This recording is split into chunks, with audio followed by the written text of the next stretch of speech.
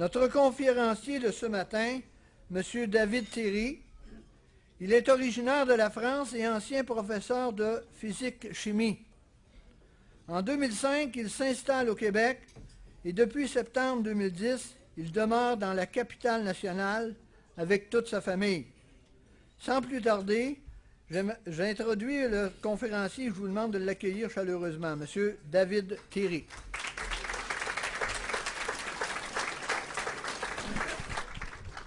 Alors rebonjour, j'espère que vous avez bien mangé. Si vous voyez votre voisin qui est en train de digérer, de s'endormir, de finir sa nuit, donnez-lui un petit coup de coude là, gentiment, et puis dites-lui qu'il y a quelque chose à pas manquer. Alors je m'appelle David, effectivement, je suis né il y a 30 ans dans le nord de la France, près de la Belgique, s'il y a des gens qui connaissent un petit peu la géographie dans ce coin-là. Je suis l'aîné de 4 enfants. Mais mon père était une formation d'ingénieur, ma mère était institutrice, elle est présentement à la retraite. Et puis je suis actuellement marié à Sylvie qui est en train de promener ma petite fille quelque part pour qu'elle soit sage. On a une petite fille, Camille, de 17 mois. Et on est content d'être ici à Québec, effectivement, depuis le 1er septembre. J'aime la ville de Québec, vous avez une belle ville. Et je suis vraiment heureux de pouvoir habiter à Québec. Après avoir un séjour de 5 ans à Montréal, Québec est une belle ville et j'apprécie vraiment être ici. Pourquoi? Eh bien, ce matin, on voudrait vous partager quelque chose. C'est parce que, vous savez, on peut vous présenter toutes sortes de choses, mais ce que je vais vous présenter ce matin, c'est quelque chose que j'ai vécu. Et quand quelqu'un vous dit « Viens dans tel restaurant parce que j'y ai mangé, la bouffe est vraiment bonne », vous l'écoutez parce que son témoignage est vrai. Il l'a goûté, il l'a expérimenté. Et de la même façon, ce que je vais vous présenter ce matin, je l'ai goûté et j'en mange tous les jours et c'est vraiment bon. Pour vous donner un petit peu une idée, eh bien, ma famille, on était une famille moyenne en France. J'ai reçu une éducation correcte, mes parents étaient de bons parents. Nous pratiquions la religion de nos ancêtres et de la famille de façon très sérieuse. Et puis un jour, ce qui s'est passé, c'est que quand j'avais 13 ans, mon père est tombé au chômage. Et ça a duré 2 ans. Et vous savez, quand on place toute sa vie, toute sa confiance sur les biens matériels, sur la réussite sociale, il avait une très bonne position, eh bien, d'un jour au lendemain, tout peut s'écrouler. Il y a peut-être des gens ici, vous êtes passés par cela. Vous appuyez sur quelque chose, vous pensez que c'est solide, et d'un seul coup, tout s'effondre. Et tout s'est effondré autour de lui. Il s'est retrouvé à devoir pointer au chômage, et puis chercher de l'emploi, et puis penser à les trouver rapidement, et puis ça a duré, ça a duré, ça a duré. Il y avait 4 enfants à charge, la maison à payer. Et c'était difficile. Et ce qui s'est passé, c'est qu'il y a même eu moi j'étais enfant, mais il me l'a raconté après, des périodes où il pensait se suicider, tout ça, et c'était vraiment, tout s'effondrait autour de lui. Et alors ce qu'il a fait, il a fait quelque chose de bien simple. C'est qu'alors que le jour de son mariage, on lui avait offert une Bible, il s'est dit, tiens, j'ai du temps, je suis au chômage, je vais la lire cette Bible, je ne l'ai jamais lue. On vous a remis un Nouveau Testament. Le Nouveau Testament, c'est la deuxième partie de la Bible. Ce livre est dangereux. Si vous ne voulez pas être heureux, ne lisez pas ce livre. D'accord? Si vous ne voulez pas avoir de sens à votre vie, ne lisez pas ce livre. Mais si vous décidez de lire ce livre, qui est la Bible, et là on vous en a remis un exemplaire, mais vous pouvez en trouver dans toutes les librairies au pays, la Bible, votre vie peut changer. Et moi j'avais 13 ans, et ce qui s'est passé, c'est que j'ai vu mon père transformé. Qu'est-ce qui s'est passé concrètement? Eh bien, il est passé d'un homme angoissé à un homme rempli de paix. Il était angoissé, stressé, que vous pouvez l'imaginer avec toutes les charges qui étaient là sur lui. Il a trouvé la paix. Sa vie a changé sur sa façon de parler, sa famille. Vous savez, quand tu as 13 ans et puis que tu vois ton père qui se met en colère, qui devient furieux, et puis il faut que tu te caches un peu, il ne nous battait pas, mais il pouvait se mettre en colère, et il a changé. Il est comme passé d'un loup à un agneau. Qu'est-ce qui se passe? Et moi, dans ma tête d'enfant, je me disais, mais qu'est-ce qui se passe? Qu'est-ce qui se passe? Il y a des tas de choses dans sa vie qui ont changé, qui ont été bouleversées. Des choses qu'il pratiquait, qui étaient des mauvaises choses, et bien qu'il a abandonnées. Et puis, alors qu'il nous parlait de Dieu, et quelques temps après, il a rencontré dans notre quartier une dame qui a fréquenté une église évangélique où on lisait la Bible, où on encourageait les gens à lire la Bible. Et puis elle l'a invité. Et alors, à partir de ce jour-là, avec mes parents, eh bien, nous sommes allés dans une église évangélique. Et ce qui s'est passé, c'est que j'ai découvert que mon père n'avait pas changé de religion. Parce que laissez-moi vous dire que changer de religion, ça sert à rien. Ça sert à rien. On n'a pas besoin d'une nouvelle religion. Il avait rencontré une personne. Et cette personne, c'est Jésus. Tout à l'heure, dans un échange, je disais que Jésus est ressuscité, il est vivant. Eh bien, c'est vrai. Je peux l'attester, on peut rencontrer Jésus encore aujourd'hui. Il avait rencontré Jésus. Et la Bible nous dit que Jésus est le chemin, la vérité et la vie. On n'a pas besoin d'une religion, d'une église ou de ceci, d'une philosophie. On a besoin de rencontrer celui qui dit « Je suis le chemin, la vérité et la vie ».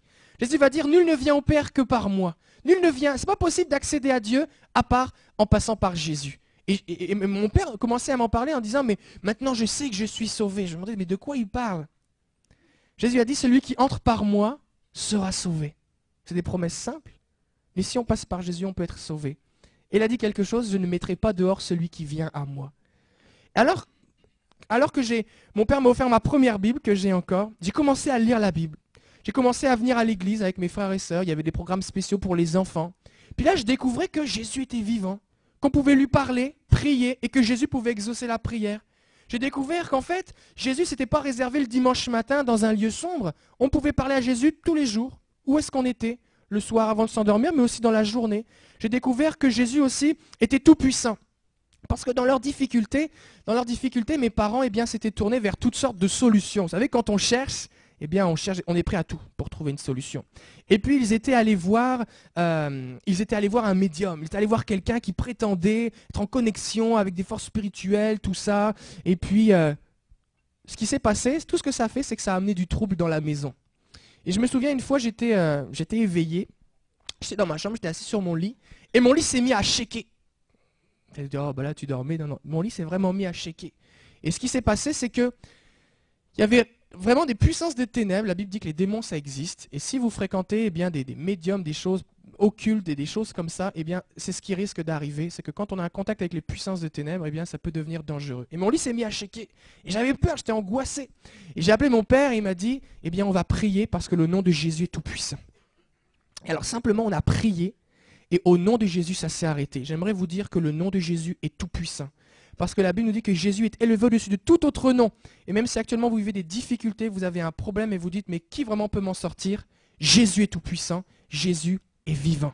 Alors la paix de Dieu s'est installée dans la maison, à tel point que je voyais mon père qui encourageait les gens autour de lui qui vivaient des difficultés, leur dire, mais Jésus est là. Tu peux trouver la paix. Et il avait une paix qui dépassait toute intelligence. Tous les matins, il se levait, regardait sur Internet les offres d'emploi, il envoyait des CV, il envoyait des lettres de recommandation, il faisait ces choses. Mais il était dans la paix.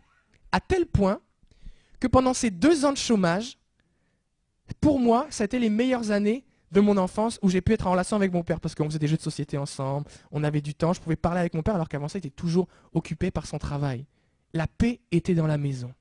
J'aimerais vous dire que Jésus donne une paix qui dépasse toute intelligence. Ça n'a pas de bon sens d'être en paix comme ça. Tout autour de nous ferait qu'on devrait être angoissé. Pourtant, la paix de Jésus est là. Vous savez, la paix, c'est quelque chose de précieux. Il y a des gens qui sont riches et qui ne sont pas en paix. Il y a des gens qui ont toutes sortes de relations et qui ne sont pas en paix. Des fois, quand on est tout seul, on est dans l'angoisse, dans la difficulté. Mais Jésus est le prince de la paix, nous dit la Bible. Il a dit, je suis le prince de la paix. Et si on s'approche de Jésus, on peut trouver la paix. Alors Jésus a été, au cours de cette adolescence, j'ai vu Jésus être le soutien de notre famille. Ma mère était malade, avait une maladie chronique, et elle était régulièrement hospitalisée pour de longues durées. Et vous savez, quand on est adolescente, maman n'est pas à la maison, 4 enfants, c'est de la job. Et pourtant, la paix était dans le foyer, et Jésus nous a soutenus. Et j'aurais pu être certainement très perturbé, mais quand je m'appuyais sur Jésus, Jésus me soutenait. Jésus est fidèle. Et si on lui présente nos besoins, il vient nous assister. Ici par quelque chose de difficile, mais vous pouvez vous tourner vers Dieu. Si vous parlez à Jésus, il vous connaît et il va prendre soin de vous. Tout à l'heure, Yvan disait que j'étais prof de physique-chimie. Alors, ce qui s'est passé, c'est que moi, j'étais quelqu'un d'assez rationnel, et encore maintenant. Et puis, je m'intéressais à plein de choses, j'étais curieux. Et puis, pour moi, il y avait Dieu d'un côté, et puis la vraie vie de l'autre. Pour moi, il n'y avait pas vraiment de connexion entre Dieu et la vraie vie, parce que je voyais pas le lien, je voyais pas le rapport. Ce qui fait que je me posais des questions, quel est le sens de ma vie? À quoi ça sert de vivre? Est-ce qu'on peut vivre pour quelque chose qui vaut la peine? Est-ce que vivre, c'est juste payer des factures et puis après ça mourir? C'est quoi le sens de la vie? Mais j'ai découvert quelque chose, c'est que Dieu ne voulait pas juste qu'on fasse des rituels, qu'on fasse des rituels religieux, mais il voulait qu'on soit en relation, en communion avec lui. Et qu'on pouvait s'adresser à lui. Et alors que j'écoutais ses enseignements, j'apprenais qu'on n'avait pas besoin d'intermédiaire pour parler à Jésus, on peut lui parler directement. eh bien, j'ai commencé à lui parler. J'ai commencé à lui parler. Alors voyons, mais mon père qui était tellement transformé, c'était une évidence pour moi, c'était tellement réel, que pour moi j'avais comme pas le choix de me tourner vers Jésus. Personne ne me forçait, mais c'était une telle évidence que moi, je me disais, ben oui, c'est la vérité, la Bible, Jésus est vivant, Dieu existe, moi aussi j'ai besoin de me tourner vers lui. Alors j'ai décidé de devenir chrétien. J'ai essayé de devenir chrétien. J'ai essayé de changer ma moralité, j'ai essayé de changer ma façon de parler, j'ai essayé d'être intègre, de m'améliorer. Mais vous savez quoi? J'ai réalisé que ce n'est pas possible. Est-ce qu'il y en a des gens ici, vous avez essayé de vous améliorer? Moi j'ai remarqué quelque chose, on n'y arrive pas nous-mêmes. Parce que le problème, ce n'est pas les autres, le problème il est à l'intérieur de nous. Le problème c'est que des fois on veut faire le bien et on n'y arrive pas. Des fois, on aimerait ça pas faire le mal, mais on le fait pareil. Et après l'avoir fait ou l'avoir dit, on se dit « Ah, qu'est-ce que j'ai dit? Pourquoi je me suis pas tu? Pourquoi j'ai fait ça ?» Et des fois, on le regrette. Mais on se rend compte qu'on est comme... C'est notre cœur, c'est à l'intérieur que le mal est à l'intérieur de nous. Il m'arrivait souvent de constater que mes efforts ne produisaient aucun effet, aucun résultat. Et j'étais découragé. Il m'arrivait souvent, et notamment à l'école, au secondaire et après ça au cégep, eh bien je parlais, mais avant de réfléchir. Et après ça, je regrettais souvent ce que j'avais dit. Et ça m'amenait toutes sortes de problèmes. Et je réalisais que, en fait, j'avais besoin d'un nouveau cœur. La Bible nous dit que le cœur de l'homme est mauvais et tortueux. Et si ça fait quelques années que vous vivez, eh bien, vous avez rendu compte que le cœur de l'homme est mauvais. Vous ouvrez le journal, et c'est la démonstration pure et simple que le cœur de l'homme est mauvais. Tout ce qui se passe, c'est juste une conséquence que l'homme est mauvais. Il me fallait donc un nouveau cœur. Et ça, on ne trouve pas ça dans un magasin. Alors je me suis dit, la Bible nous donne comme un mode d'emploi, comme un mode d'instruction, comment faire pour se tourner vers Jésus. Alors je me suis dit, je vais suivre ce mode d'emploi. La Bible dit que tout d'abord, il faut reconnaître qu'on est un pécheur. J'ai dit oui, c'est vrai, ça je suis un pécheur, c'est vrai, le mal est attaché à moi. Deuxièmement, il faut décider de se détourner du mal. Je dis, je vais essayer Jésus. Troisièmement, il faut se tourner vers Jésus et lui demander pardon pour nos péchés. Alors je l'ai fait. J'ai dit, Seigneur Jésus, je te demande pardon pour mes péchés. Et ensuite de ça, il faut décider de suivre Jésus et lui obéir à ce que dit la Bible. Et puis, ce n'est pas des commandements qui sont difficiles. Jésus va dire que mon fardeau est doux et léger. Alors, j'ai essayé de le faire. C'était une décision intellectuelle. Et vous savez quoi? Ça n'a pas marché. Ça n'a pas marché non plus. Parce que Dieu ne veut pas rentrer dans ta tête. Dieu veut rentrer dans ton cœur. Jésus va dire que nous devons lui confier toute notre vie. Qu'on doit lui donner notre vie. Tout à l'heure, j'ai chanté « Je veux te laisser conduire ». Vous savez, la vie, c'est un peu comme conduire en voiture. Certainement, vous êtes venu en voiture, je ne pense pas que le métro soit rendu jusqu'ici. Vous êtes venu en voiture, vous êtes là dans votre char, et c'est vous qui conduisez. Des fois, peut-être vous avez fait l'expérience quand il y en a deux qui veulent conduire. Il y a celui qui tient le volant, puis celui à côté qui tient la route, qui dit « Mais non, c'est par ici, attention !» Et là, attention, ça va faire du trouble. Vous avez remarqué ça? Quand il y en a deux qui veulent conduire, il y a certains couples qui sont en train de te dire « Tu vois, chérie ?»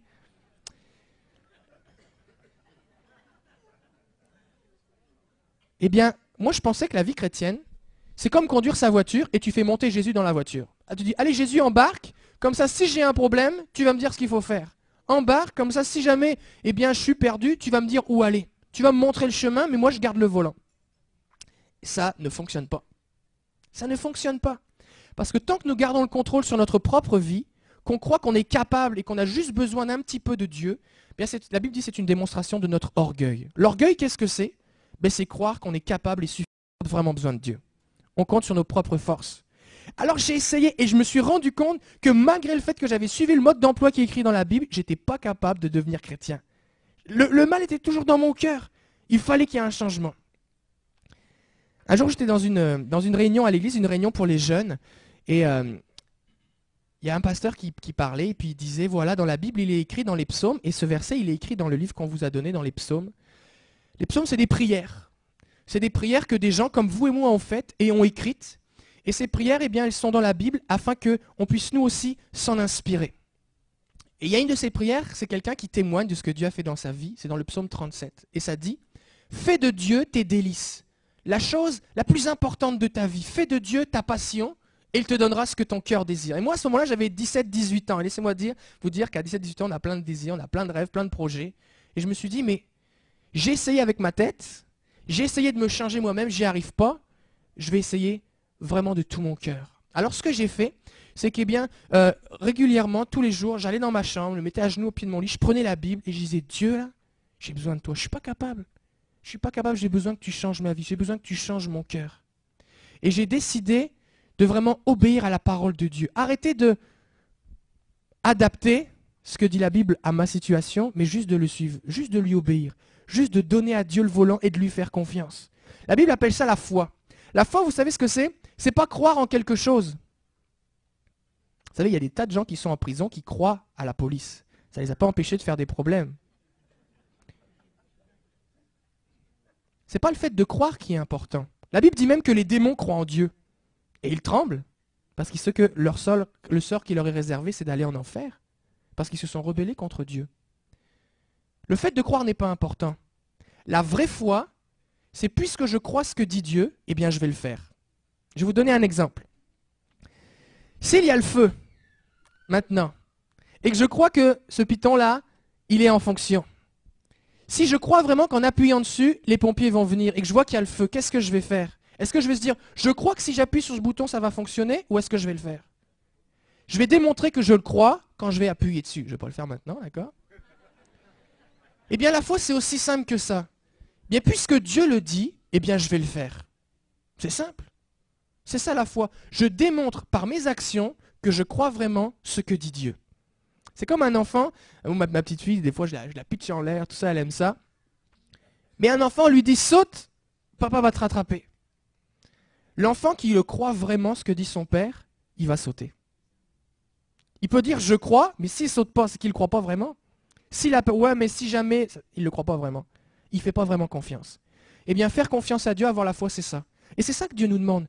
Jésus nous a donné des tas de paroles qui sont dans la Bible. Et si simplement, on y place notre foi, c'est-à-dire on décide de lui obéir.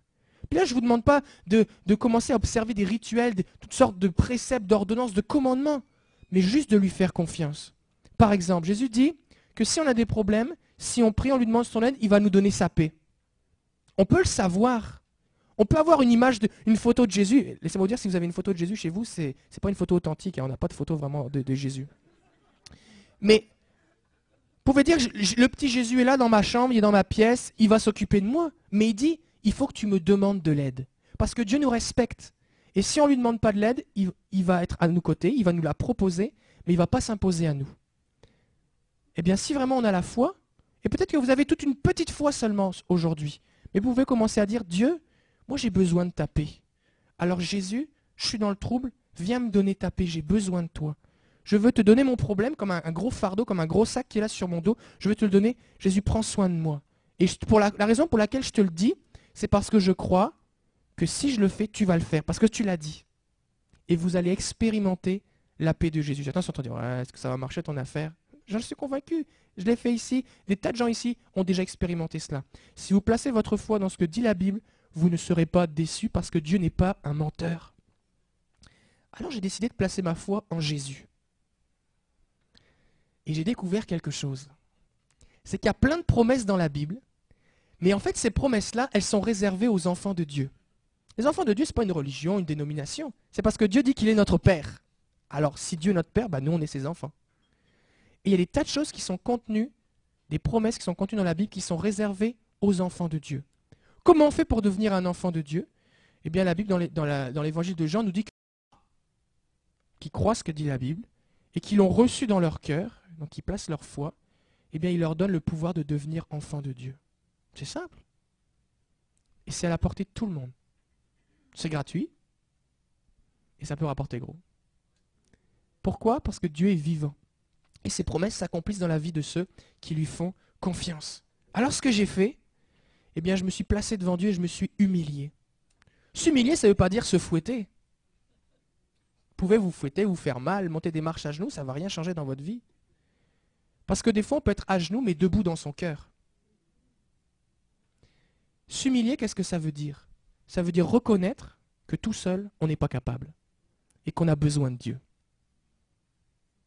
C'est comme, monsieur, quand tu conduis et ta femme dit « Mais tu vois bien qu'on est perdu. Demande à la dame qui est là sur le trottoir. Demande au monsieur. Va demander la route. » Non, je suis correct, je suis correct. Ça, c'est l'orgueil. Mais s'humilier, c'est dire, excusez-moi s'il vous plaît, on est perdu. Est-ce que vous pourriez nous indiquer le chemin? On a besoin de Dieu. Alors je me suis humilié. La Bible dit que Dieu résiste aux orgueilleux, mais il fait grâce aux humbles. Et alors je me suis humilié devant Dieu, je lui ai demandé son aide. Il s'est passé quelque chose. Au lieu de dire, eh bien Jésus, je veux essayer de devenir une bonne personne, aide-moi à devenir une bonne personne, je dis, Seigneur, fais de moi une nouvelle personne, parce que je ne suis pas capable. Et Dieu l'a fait. Je lui ai demandé de me pardonner. Il a vraiment de tout mon cœur, alors je m'humiliais devant lui. Il m'a pardonné. Vous savez pourquoi je sais que je suis pardonné? Parce que le poids de la culpabilité est sorti de mon cœur. Alors qu'avant, il y avait comme un poids. Vous savez, quand on fait des mauvaises choses, c'est là, ça reste dans notre conscience. Jésus nous libère. Et vous pouvez l'expérimenter. Jésus m'a pardonné. Jésus m'a libéré de ces choses qui étaient plus fortes que moi. Il y avait des choses qui étaient comme j'étais comme attaché, comme enchaîné. Mais Jésus m'en a libéré. Jésus m'a transformé. Jésus m'a donné sa paix. Et je peux vous dire que ce que j'ai vu dans la vie de mon père, je l'ai expérimenté aussi. Et vous aussi, vous pouvez l'expérimenter. Il m'a donné sa paix. Quand on essaye de devenir quelqu'un, quand on essaye de jouer un rôle, c'est difficile, c'est compliqué. Quand on essaye de suivre certains standards, c'est compliqué. Et Dieu ne nous dit pas que pour s'approcher de lui, il faut observer plein de commandements et après ça, on peut s'approcher de lui. Non, il dit, viens tel que tu es, je vais te changer et pour toi, ça va devenir naturel de faire ce qui est bon. Et je l'ai expérimenté. Avant ça, j'aimais pas les gens. Et bah là, comment tu peux dire ça? Moi, j'aimais pas du tout les gens. J'aimais pas les gens, c'était comme ça. J'avais pas d'amour dans mon cœur. Et quand je me suis donné à Jésus, qu'il m'a donné un nouveau cœur, il y a eu de l'amour dans mon cœur. Je me dis, mais il vient d'où cet amour-là? Je n'étais pas quelqu'un de patient. J'étais quelqu'un de facilement irritable. Et maintenant, quand je parle avec quelqu'un, souvent je réalise, mais cette patience-là, ça vient vraiment de Dieu? C'est naturel. Vous savez, si vous essayez, vous prenez un pied de table qui est les tables sont en métal, un morceau de bois qui est mort depuis longtemps, et vous essayez d'y accrocher des fruits, ça ne va pas pousser. C'est la mort. Mais si vous mettez une graine qui est vivante dans la terre, elle va pousser et elle va donner du fruit. Quand Dieu nous met sa vie dans notre cœur, ce que ça produit comme fruit, c'est les fruits de Dieu. La paix, la joie, l'amour, la bonté, la douceur, la maîtrise de soi. Et ça, c'est des choses que Dieu fait naturellement dans notre cœur. Mais pour cela, il faut avoir un nouveau cœur. Vous ne trouvez pas ce nouveau cœur à Walmart, c'est Dieu qui le donne. Comment faire pour avoir un nouveau cœur? Eh bien, tournez-vous vers Dieu. Dieu est celui qui a changé ma vie, qui a changé mon cœur. Maintenant, concrètement au quotidien, qu'est-ce qui se passe? D'abord, j'aimerais vous dire que être chrétien, ce n'est pas une vie sans problème. Si quelqu'un vous dit « Viens Jésus, tu n'auras plus de problème », c'est un menteur. Mais Jésus a dit qu'au travers des difficultés, il serait avec nous tous les jours. La vie chrétienne, tu vis les mêmes affaires que tout le monde. Tu peux être au chômage, tu peux être malade, ta voiture peut briser, il peut t'arriver plein de problèmes. Mais Jésus est avec toi et tu peux t'appuyer sur lui. Et il te donne sa paix. Et la différence, c'est que quand tu vas sortir de la tempête, tu seras encore debout parce que Jésus aura été avec toi. Je sais une chose, c'est que Jésus m'a sauvé, que j'ai la vie éternelle. Et je ne vous dis pas ça parce que je pense être meilleur que vous, bien au contraire. Mais je vous dis ça parce que le Saint-Esprit, l'Esprit de Dieu témoigne à mon esprit que je suis un enfant de Dieu. Qu'est-ce que ça veut dire? Ça veut dire que Dieu me dit, tu m'appartiens. Oui, tu es sauvé. Oui, tes péchés sont pardonnés. Et cette conviction, cette assurance fait que je n'ai plus peur de la mort. Il y a des gens ici, vous êtes angoissés. Qu'est-ce qui va m'arriver après ça? La vie ne finit pas dans la tombe. Il y a une vie après la mort. La Bible nous dit que notre corps retourne à la poussière, mais notre esprit retourne à Dieu qui l'a créé. Et si nous nous confions en Dieu, eh bien nous allons avoir cette assurance, cette certitude. Ce n'est pas lavage de cerveau. Pas besoin de me répéter ça tous les jours, je suis sauvé, ok, pour me rassurer. Mais je suis en paix. Parce que je sais que quand je vais mourir, je vais entrer dans la présence même de Dieu. Et je vais être heureux pour l'éternité. Maintenant, Jésus, j'aimerais vous montrer aussi que non seulement il nous sauve, mais aussi il peut intervenir dans nos situations. Par exemple, je vous parlais tout à l'heure de la paix qui surpasse toute intelligence. Est-ce que vous avez déjà fait voler votre char? Il y a des gens ici, vous avez déjà fait voler un char? Oui, il y en a? On n'aime pas ça. Hein? Moi, avant d'arriver au Québec, je me suis fait voler 6 fois le même char. Ford Fiesta, n'achetez pas ça. C'était très facile à voler. En 3 mois, je me suis fait voler 6 fois le même char. C'est beaucoup, hein. Je pense qu'il y a un moment, t'es porté à péter une coche, là. Il faut faire quelque chose, là. Et je me souviens très bien que j'étais dans le commissariat. Et puis, il était 2-3 heures du matin. Je m'étais levé pendant la nuit, je regarde par la fenêtre, puis la voiture est plus là. Ok, bon, alors on va au commissariat. Et puis, il neigeait, tout ça. Puis, le policier avait les lunettes de travers, comme ça, il venait de se réveiller. Et puis il essayait de taper le numéro d'immatriculation sur le clavier, il se trompait plusieurs fois, Alpha, Tango, Charlie, Bravo, tout ça. C'était long, c'était long. Et dans mon cœur, il y avait une paix. J'aurais pu être énervé, frustré, en colère, en rage, tout ce que vous voulez. J'étais là, j'étais en paix. Et dans mon cœur, il y avait une parole qui revenait. Parce que Dieu est vivant. Et quand on lit la Bible, dans les circonstances qu'on va passer, il va nous rappeler des bonnes paroles qu'on a lues. Et il y a un verset qui dit, le malheur atteint souvent le juste, mais l'Éternel, ça veut dire Dieu, l'en délivre toujours. Et j'étais en paix. Je savais que Dieu avait ma vie entre ses mains. Dieu est au contrôle. Quand tu donnes ta vie à Jésus, que c'est Jésus qui conduit, et qu'on a un accident, t'es pas dans le trouble, c'est lui qui conduit. Ça fait que c'est à lui de se débrouiller. Mais comme toi, tu lui as fait confiance, et qu'il est fidèle, tu peux lui faire confiance, il va se débrouiller. Ça fait que toi, t'es en paix, t'es tranquille. On a retrouvé la voiture.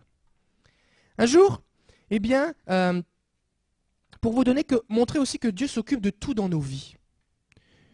On cherchait une maison, et puis on venait d'être muté à cause du travail avec mon épouse, et puis c'était 3 mois après notre mariage, on cherchait une maison, puis on s'est dit on va prier. On a été voir dans plein d'agences immobilières, et puis déposer des candidatures pour trouver une maison à louer à l'époque, et puis ils nous ont toujours pas rappelé, c'était il y a 7 ans. Alors on s'est dit on va prier. On s'est dit on va prier. Alors on a dit Jésus, tu vois nos besoins, tu nous connais, conduis-nous. Et puis alors à un moment, après en avoir déposé plein de dossiers, on est arrivé dans une agence immobilière, on a trouvé une maison qui nous convenait. Alors on a été voir, on est passé dans la rue, et puis on ne pouvait pas rentrer, on n'avait pas de rendez-vous pour une visite, on a regardé juste de l'extérieur, on n'a pas regardé à travers la fenêtre, on était de l'autre côté sur le trottoir en face, puis on a regardé. Puis au moment où on passe, le locataire qui est à l'intérieur sort, il va nous dire est-ce que vous avez frappé à la porte? On dit bah non. Il dit bon, ah bon, ok. Mais je dis mais je sais que votre maison est à louer, tout ça. Vous partez, est-ce que vous pourriez nous donner des informations? Alors il dit oh bah c'est bien, mais vous savez, il faudrait vraiment baisser le loyer, c'est un peu cher. Puis il y a plein de gens qui sont déjà venus la visiter, ça m'étonnerait qu'elle soit encore à louer. Elle est certainement déjà louée. Et puis aussi les propriétaires sont pas agréables. Il y a des choses à faire et puis ils veulent pas les faire, tout ça. Je dis ah bon ok. Alors on va à l'agence. Et puis on donne notre nom. Et puis on dit, est-ce que c'est encore à louer? Il dit, mais oui, monsieur, pas de problème. Il dit, bon, j'aimerais vous dire que en tant qu'agence, on a demandé au propriétaire de baisser le loyer. Et puis on lui a demandé de faire tous les travaux qu'il y avait à faire. Et puis la maison est pour vous. Puis ça s'est fait en l'espace d'1 heure. Et puis tout était là, tout était réglé. Puis on avait une belle maison et tout était merveilleux. Alors que quand on avait fait par nos propres efforts, eh bien ça n'avait rien donné. Jésus est avec nous tous les jours et on peut compter sur lui. Quand tu donnes ta vie à Jésus, tu n'es pas tout seul. Jésus est là. J'ai fait des études, je suis allé jusqu'en maîtrise de physique. Et c'est merveilleux parce que des fois les gens pensent que la science et Dieu, c'est 2 choses contraires. Mais quand tu es scientifique, tu fais juste examiner et t'émerveiller de la grandeur et de la puissance de Dieu. Tu dis waouh! Avec tous nos calculs, tous nos ordinateurs, toute notre science, on arrive à peine à approximer, à estimer à peu près comment ça fonctionne. Mais la science de Dieu, c'est tellement puissant, Dieu est tellement grand.